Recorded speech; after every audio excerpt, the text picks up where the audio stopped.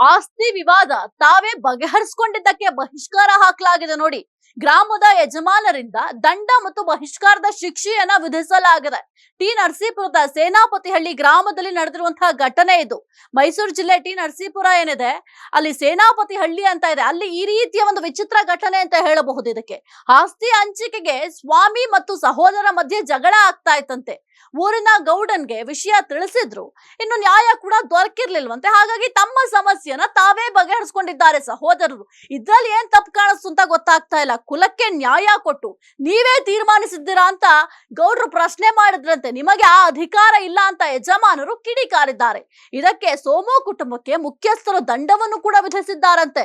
ಮಾರಮ್ಮನ ಪೂಜೆಗೂ ಕೂಡ ಅಡ್ಡಪಡಿಸಿ 1,00,000 ದಂಡವನ್ನ ಸ್ವಾಮಿ ತಾಯಿ ಕಟ್ಟಿದ್ದಾರಂತೆ. ಇನ್ನು ತೀರ್ಕೊಂಡಾಗ್ಲೂ ಕೂಡ ಗ್ರಾಮಸ್ಥರು ಅಲ್ಲಿಗೆ ಹೋಗಿರ್ಲಿಲ್ವಂತೆ.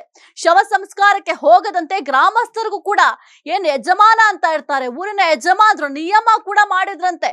ಈ ವಿಚಾರವಾಗಿ ಸಂಬಂಧಪಟ್ಟ ಅಧಿಕಾರಿಗಳಿಗೆ ದೂರು ಕೂಡ ನೀಡಲಾಗಿದ್ಯಂತೆ. ಎಲ್ಲರಂತೆ ಬದುಕಲು ನಮಗೂ ಕೂಡ ಅವಕಾಶ ಮಾಡಿಕೊಡಿ ಅಂತ ಆ ಒಂದು ಕುಟುಂಬದವರು ಮನವಿಯನ್ನ ಮಾಡ್ಕೊಳ್ತಾ ಇದ್ದಾರೆ. ಇದಕ್ಕೆ ಅಧಿಕಾರಿಗಳು ಏನ್ ಉತ್ತರ ಕೊಡ್ತಾರೆ ಅಂತ ನೋಡ್ಬೇಕಾಗುತ್ತೆ. ಈಗಲೂ ಕೂಡ ಈ ಒಂದು ಮೂಢ ನಂಬಿಕೆಗಳು ಇನ್ನೂ ಜೀವಂತವಾಗಿದೆ.